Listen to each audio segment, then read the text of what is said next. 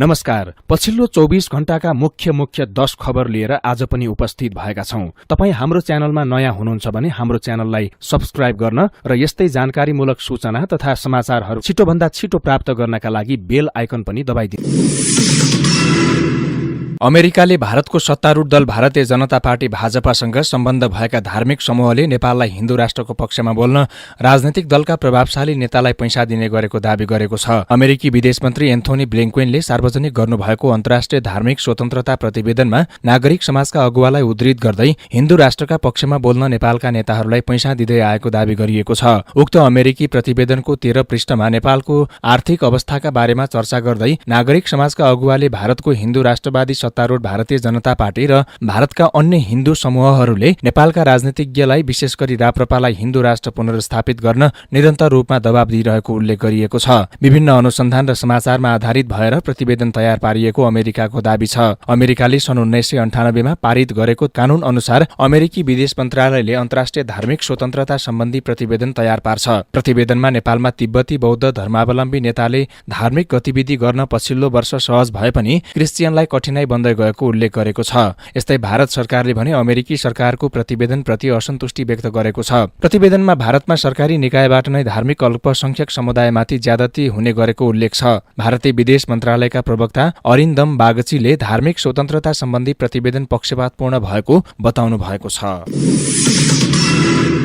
टिकापुर घटनामा दोषी ठहरिएर जन्मकैदको सजाय पाएका रेशम चौधरीले संयमित प्रतिक्रिया दिएका छन्। उनले एक विज्ञप्ति जारी गर्दै फैसलालाई सम्मान र स्वीकार गर्ने बताएका छन्। टिकापुर घटनामाथि गरिएको फैसलामा पुनरावलोकनको बाटो खुला रहेको भए पनि पुनरावेदन गर्ने वा नगर्ने भन्ने बारेमा स्पष्ट रूपमा उनले उल्लेख गरेका छैनन्। अदालतलाई सदा सम्मान गर्ने भन्दै उनले फैसलामाथि अनर्गल टिप्पणी नगर्न पनि सबैलाई आग्रह समेत गरेका छन्। सर्वोच्चप्रति भरोसा रहेको भन्दै चौधरीले आफू अझै पनि न्यायिक पर्खाइमा रहेको उल्लेख गरेका छन्। यस्तै सोही घटनामा संलग्न भएको भन्दै कैलाली कारागारमा रहेका सीताराम चौधरी छुटेका छन्। 2072 भदौ 7 गते टिकापुर घटनालाई लिएर चौधरीलाई 2073 वैशाख 27 गते प्रहरीले पक्राउ गरेको थियो। उनी 7 वर्ष 6 दिन कारागार बसेका थिए। टिकापुर घटनामा उनलाई सर्वोच्च अदालतले निर्दोष ठहर गरेको थियो। रिहा भएपछि उनले कसैले व्यक्ति विशेष र प्रहरी मार्नका लागि कोही पनि व्यक्ति आन्दोलनमा नगएको भन्दै दुई नामबाट चलाएको मुद्दामा आफूले जेल काटेर आएको प्रतिक्रिया दिएका छन्।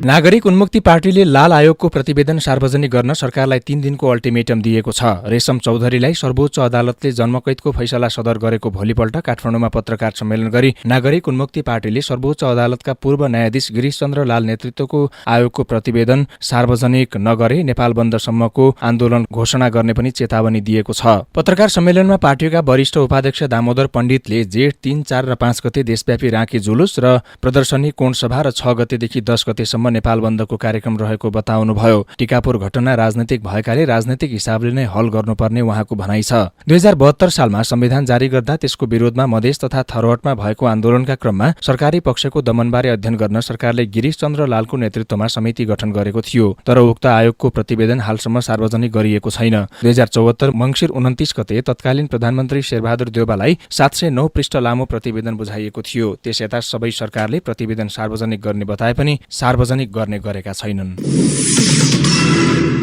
नेपाली नागरिकलाई भुटानी शरणार्थी बनाउने प्रयास गरेको प्रकरणमा पक्राउ परेका पूर्व उपप्रधान एवं ऊर्जा मन्त्री टोपबहादुर रायमाझी, पूर्व गृहमन्त्री बालकृष्ण खाँड लगायतका अभियुक्तलाई थप 3 दिन हिरासतमा राख्न प्रहरीले अनुमति दिएको छ। जिल्ला सरकारी वकिल कार्यालय काठमाडौँले अनुसन्धान सकेर बुधबारसम्ममा रायसहितको प्रतिवेदन बुझाउन भनेको थियो। तर अनुसन्धान पूरा नभएको भन्दै प्रहरीले फेरि म्याद थप गर्न माग गरेको थियो।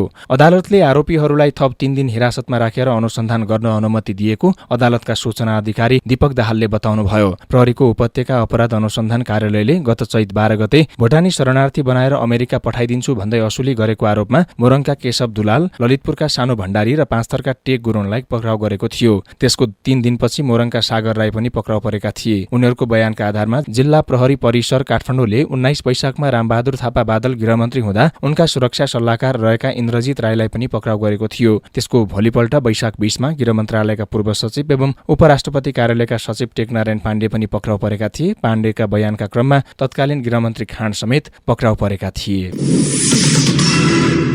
राष्ट्रिय मानवाधिकार आयोगले सरकारले विभिन्न राजनैतिक दल तथा समूहका कार्यकर्ताको मुद्दा फिर्ता लिन सक्ने गरी कानून संशोधन गर्न खोजेकोमा आपत्ति जनाएको छ। पत्रकार सम्मेलन गरी आयोगले राजनीतिक आवरणमा मुद्दा फिर्ता लिन खोजिनु चिन्ताजनक भएको उल्लेख गरेको हो। आयोगले सरकारले संसदमा प्रस्ताव गरेको व्यवस्था जस्ताको तस्तै पारित भए अदालती प्रक्रियामा रहेका गम्भीर मानव अधिकार उल्लङ्घन र फौजदारी कसुरका मुद्दाहरू समेत फिर्ता लिन सक्ने प्रबल सम्भावना रहेको बताएको छ।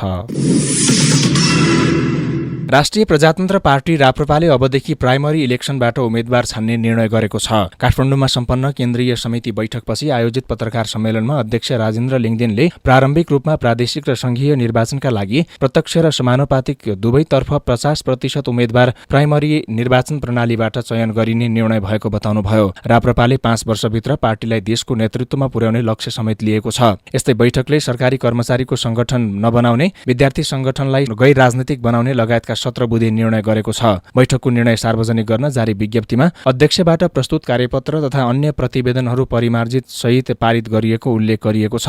यस्तै राप्रपाले नक्कली भुटानी शरणार्थी प्रकरणमा राज्यशक्तिको दुरुपयोग केवल अङ्कको भ्रष्टाचार मात्र नभएको उल्लेख गर्दै पक्राउ परेकालाई राज्य विरुद्धको कसुरसहित 4वटा कसुरमा मुद्दा लगाउन माग गरेको छ। राप्रपाले माओवादी लडाकु शिविरको घोटाला, ललिता निवास जग्गा काण्ड, एनसेल प्रकरण, वाइटबडी काण्ड लगायतका सम्पूर्ण भ्रष्टाचारका घटनामा तत्काल छानबिन गरी दोषीलाई कानूनको दायरामा ल्याउन समेत माग गरेको छ। सरकारले संसदमा सार्वजनिक गर्ने नीति तथा कार्यक्रम राष्ट्रपतिले प्रस्तुत गर्नुहुने भएको छ। संसद सचिवालयका अनुसार शुक्रबारको प्रतिनिधि सभा बैठकमा राष्ट्रपति उपस्थित भएर उहाँले नै वाचन गर्नुहुनेछ। राष्ट्रपति कार्यालयबाट संसद सचिवालयमा पठाइएको पत्रमा राष्ट्रपति स्वयंले नीति कार्यक्रम वाचन गर्ने उल्लेख छ। यसअघि राष्ट्रपति पौडेलले स्वास्थ्य समस्याका कारण नीति तथा कार्यक्रम वाचन गर्न सुरु गरेर प्रधानमन्त्री पुष्पकमल दाहाल प्रचण्डले सकाउने तयारी गरिएको थियो। जेठ 5 गते संघीय संसदका दुवै सदनको संयुक्त बैठकमा नीति कार्यक्रम प्रस्तुत गर्ने कार्यतालिका छ। प्रतिनिधि सभा तथा राष्ट्रिय सभा नियमावली अनुसार सरकारको नीति कार्यक्रम सदनमा राष्ट्रपतिले नै पढ्नुपर्ने प्रावधान छ। संविधानको धारा 95 तथा प्रतिनिधि सभा र राष्ट्रिय सभा नियमावलीको नियम 38 मा नीति कार्यक्रम राष्ट्रपतिले प्रस्तुत गर्नुपर्ने व्यवस्था छ। तत्कालीन प्रधान न्यायाधीश चोलेन्द्र शमशेर जबरा विरुद्धको महाभियोग प्रस्ताव निष्क्रिय भएको संसद सचिवालयको निर्णय विरुद्ध सर्वोच्च अदालतमा परेको रिटको सुनवाई हेर्दाहेर्दैमा राखिएको छ। जबरा विरुद्ध परेको महाभियोगको प्रस्ताव निष्क्रिय भएको संसद सचिवालयका महासचिवको निर्णय विरुद्धको रिट हेर्दाहेर्दैमा राखिएको हो। अब अर्को पेशी यही जेठ 31 गतेका लागि तोकिएको छ। इजलासले त्यसअघि निवेदक तथा प्रत्यार्थी दुवैलाई बहस नोट पेश गर्न आदेश दिएको छ। अघिल्लो प्रतिनिधि सभाको कार्यकाल सकिएसँगै गत मङ्सिर 20 गते जबराले आफू विरुद्ध दायर गरेको महाभियोग प्रस्ताव निष्क्रिय भएको र यसको सूचना उपलब्ध गराउन माग गर्दै संसद सचिवालयमा निवेदन दिनुभएको थियो। सो निवेदनको माग सम्बोधन गर्दै महासचिव डाक्टर भरतराज गौतमले मङ्सिर 21 गते महाभियोग निष्क्रिय भएको पत्र सर्वोच्च अदालत प्रशासनमा पठाउनु भएको थियो।